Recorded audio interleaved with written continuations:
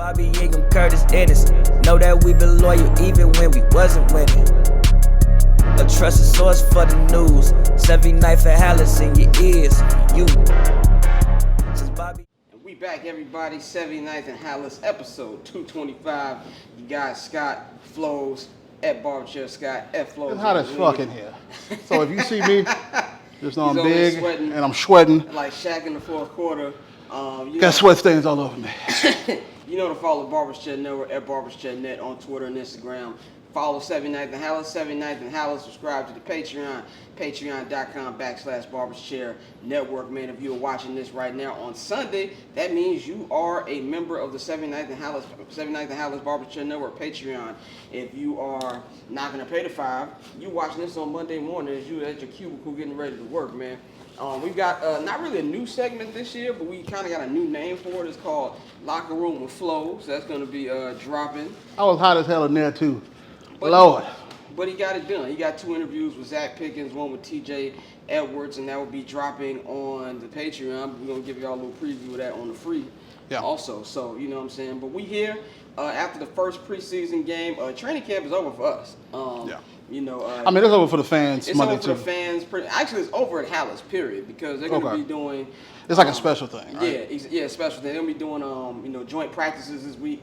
It's only 2 joint practices on Wednesday and Thursday, and night practices too in Indianapolis with the Colts before they play next Saturday at I was about to call it the RCA Dome. It's a super old school Colts name. What's the name of the Colts Stadium? Lucas Oil. Lucas Oil for the Bears' second preseason game, man. So I'll give my thoughts on camp a little later. Also, Isaiah, don't say shit that I'm sweating because I know you're gonna say something. But I'll give my thoughts on the last week camp later on. But we are here in Soldier Field, one of the suites here in Soldier Field. As the Bears just won their first preseason game, 23-17. Yeah. Justin Fields, 2 touchdowns. We'll get on the whole 3 for 3, like 126. 3 for 3, 126 yards. We'll get on the bullshit that's been talked about on Twitter and everything like that. But just initial thoughts, man. What's your thoughts on this first preseason game? It's fun. Yeah. It's just a fun game. I mean, the best thing about preseason also is a reporter covering the Bears. Now, you get in the locker room, everybody's going to be happy. Unless you just have an absolute dog shit performance, people are going to be happy in there. Because it's preseason, you get a chance to win, you get a chance to play. I get a chance to win, but even if you don't win, you're just having fun out there. Now, of course, in football, they always say, let's have fun out there. I remember, was it the Russ gif in basketball? Let's have fun out there, man. But you're not having as much fun as when the games don't count towards getting to the playoffs, getting to the championship. And you can see it in the players. Just look happy to be out there, happy to get the game going again. In the locker room felt the same way. It was just ecstatic. And it was fun. I mean, you saw 2 drives from the starters, 2 touchdowns. There's nothing more you want. I had fun covering it. It felt good. I mean, you can't write it better. First play, Justice throws a great out route. The next pass play he has is a screen, which a little tad bit to the left, but it's a screen. It happens. Not every screen pass is perfect. Who cares? There's one thing I don't think Justin struggled with was passing a screenplay. A few he may have thrown over or throw out, but he's pretty solid with passing screens. I don't know many QBs who struggle with passing screens. Not that. Oh, we're going to get into the screen conversation. You know what I'm saying? It's very, very important, obviously, because if you get him in stride, it makes it easier. But honestly, that throw kind of even helped Braxton Jones seal a block later on, followed by Tevin Jenkins. So it was cool. And then obviously he's scrambling. I heard a few people say, he had someone open. That's when I realized that was not a play where he was throwing. I gotta stop fucking playing Madden, man. It was look to your right, like it's your read. You're selling the screen. Then it was delayed, and then you saw your interior line, and then you saw Khalil Herbert get out in space. He got him perfectly, and then you just saw them down the field. Beautiful, beautiful plays by Luke Getsy. Good play caller. Yeah, Luke Getsy had good play calling all day. And then obviously, of course, you're not going to show the whole playbook. It's preseason, but you're going to do what works. It's the same thing with the Titans were doing. We're doing what works. But funny, I can say the best quarterbacks on the field today were all Bears quarterbacks. Justin, obviously. I thought Nathan Peterman had a good game, obviously, too. Meanwhile, P.J. Walker looked a bit shaky. Tyler Baggett, I think, threw twice, so I can't really count it. Had a nice throw, though, one of those. Nice throw. This is the man who has the NCAA record for most touchdowns, 159, across all divisions. He's a D2. All divisions. In D2? No. So holding the touchdown record across all divisions means D1, D2, D3. Damn. All of them. I think, who was number 2? I forgot. But yeah, It was really, really cool throw from him, and I just had fun. You know, most of the time I come in here and I'm a little bit stressed because while I am covering them, I still love the team. I want them to succeed. I want them to do well. But today I was like, I'm going to sit back and chill and see what happens. Well, that's because preseason. That's what I was saying. That's what I'm saying. That's what I'm saying. I'm having so much fun. So. Check back with him mid-October. We'll see how much fun he's having. I mentioned that earlier. We were watching like their hype video they have on the big screens, and I was like, I remember countless times coming here and seeing that hype video, saying, "Oh, okay, football time," and I'm getting smoked. Yeah, I mean, I'm feeling great, man. I think it's just good vibes around the whole organization right now. Yeah. From top down. You know, we were just laughing about a picture we just saw. I just posted on my Twitter account with Kevin Warren and Lil Durk. I was like, Big Kev got the streets. And, you know, it's just things you see, like, they're very visible. Well, stop Scott because he has his mic flipped the wrong way. So I need you to clip that and turn it around, brother. I'm not going to cut this out either. I'm not going to cut this out. I may mute his mic, but I'm not going to cut it out either. Definitely cutting this out. I'm not cutting it at all.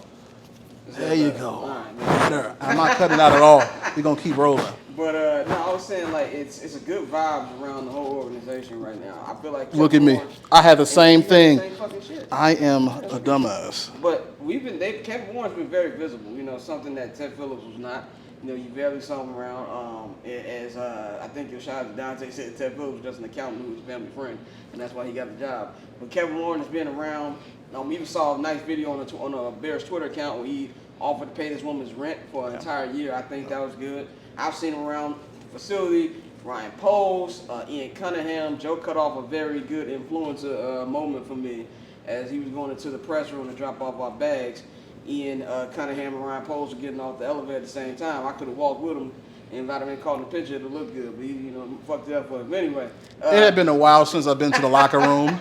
Scott often handled the interior locker room, so my memory wasn't working. So I was like, hold on, man, I don't want to be looking stupid walking in there. So I cut off his influence. But anyway, so, you know, we got all that going on. But I'm feeling good because we finally get to see them play some football. Like, you know, this is my first camp that I've done front to back. Last year I only caught like the last week of camp before regular practices started. Yeah. So this first time I've done all camp. And I really feel like the last week and a half of camp, kind of like the dog days of camp. You know, we've seen a lot of media members, our fellow colleagues saying stuff like, oh, we know it just was not going on. I'm like, these players want to play games. So there's only so much we can gain or critique or give takes on from watching them do the same fucking drills. On top of that, this is the most physical they're going to be all of the year. Yeah. They get this training camp to. First of all, they should be the professionals. They should be in shape by the time they come in there. But then they get into practice. It's time to get into NFL speed. After you get NFL speed, it's time for you to get in the game and see actual speed.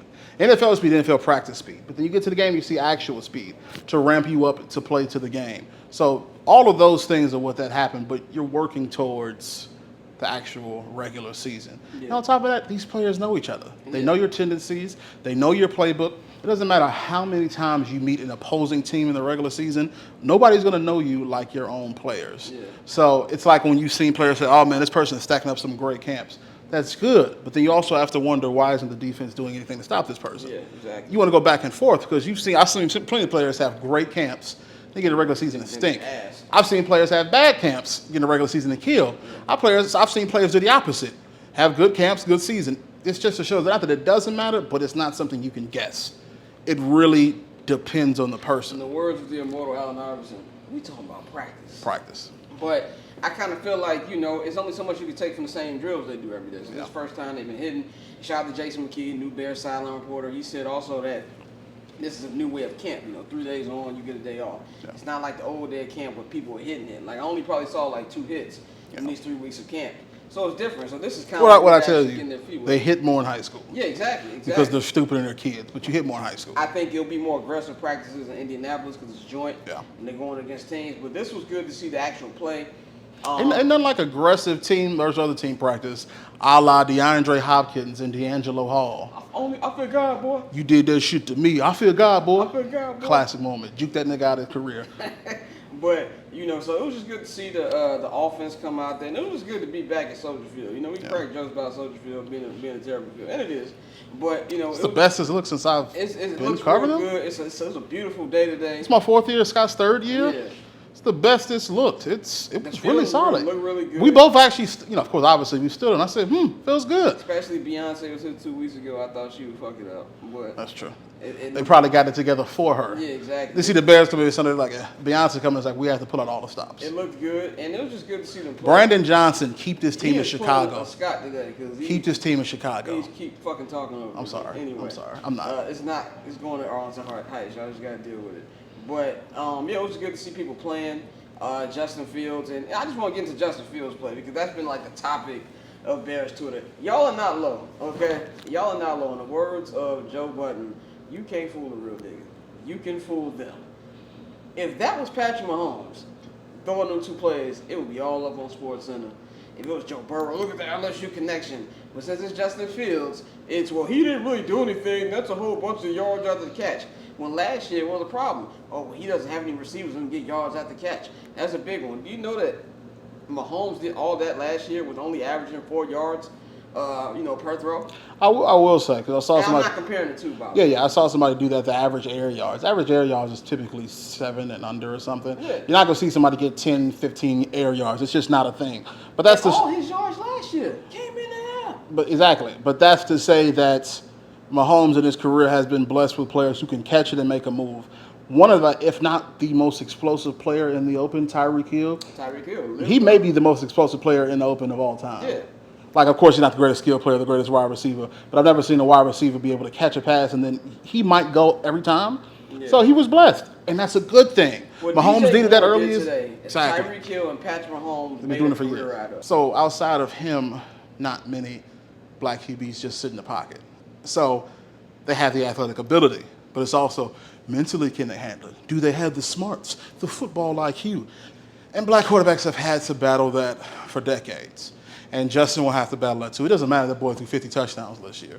They're going to say, can he do that next year? And that's the thing too that I told Bears fans this year. Last year they tried to give the offensive line a pass. Yeah. They tried to give his wide receivers a pass. Yeah. And now that he has offensive weapons, they're going to do everything they can to tear down his success. And, I know, shout out my homies, Mikey, Dante, they're putting stuff in the chat. And I'm like, I'm not going to be arguing with dickheads all season. I'm just not. I'm not going to be angry. I'm going to enjoy this season. Yep. Bears fans, we have never had a quarterback. I was like, in all respect, no disrespect to Jay Cutler. He was good, but Jay also ain't going to put bullet in your head every damn week. Jay had the mentality that I want for a quarterback when it comes to interceptions. Yeah, when it comes to interceptions. But that's about it.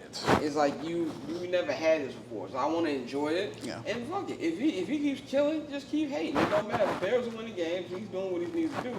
That's all that fucking matters. So I'm not going to be going back and forth with people, but I do think it's a mix. I think there's national media who's doing too much. I think there's local media who's doing too much. I feel like some feel like they just, I don't know why. Some just feel like it's like they want to keep the old Bear way of, they're great defense and all the offense is laughable. Everything that happened in the past, I get as a past. I'm not trying to take away anything of the bad history the Bears have. Yeah. This is new. This ain't got nothing to do with the past 30 years of offensive futility. You know what I'm saying? Like, this is a new era. True. You know what I'm saying? And that's something where I feel like they need to adjust. And honestly, for me, it's way more fun to cover when the team is good. It's true. Even when I cover the Clippers, I'm not a Clipper fan. I don't give a fuck about the Clippers. But it's more fun when they're winning games. True. To cover. So I don't understand that. My advice to Bears fans, and y'all gonna go back and forth with them because that's what fans do. Yeah. But it's a waste, honestly. That's just how they gonna feel, and that just means Justin's doing his thing. Yeah. No, I agree. I agree 100%. Now, from this game, what's some players that stood out to you? Like, when preseason Darnell Wright, Braxton Jones. Darnell Wright was playing well. Talking about setting the edge, stopping defenders in the track. One of the hardest things for rookie linemen is strength. Braxton Jones last year struggled with strength, but his technique was good. And I was somebody who was out on Braxton Jones, but after today's game, I said, "Wow, he may have that sophomore come up that Scott said he would." I did not.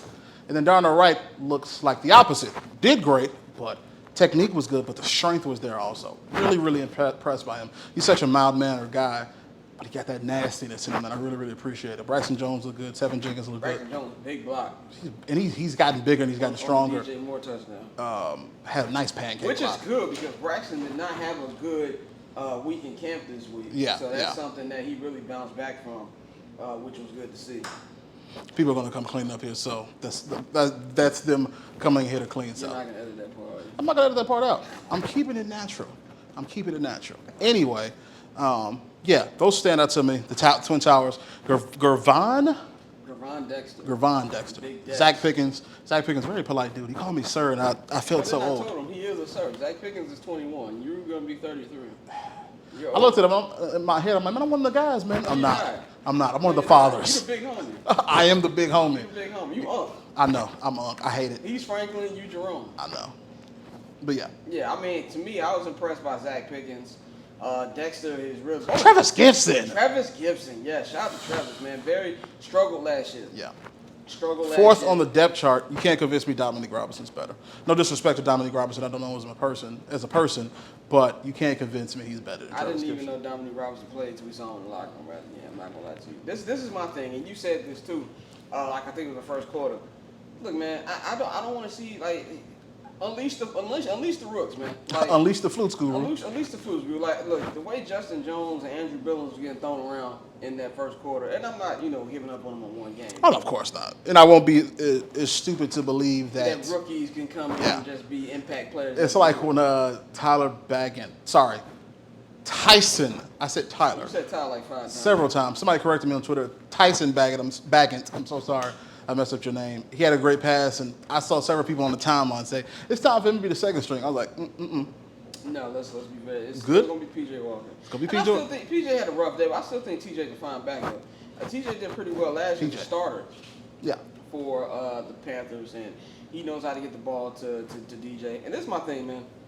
We can talk about them, but Tyreek Stevens.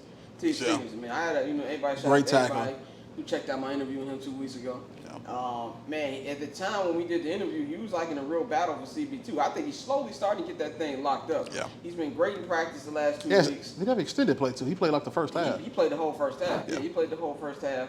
Him and Chase Claypool had some going back and forth. But I want to say this about Chase Claypool in the whole back and forth.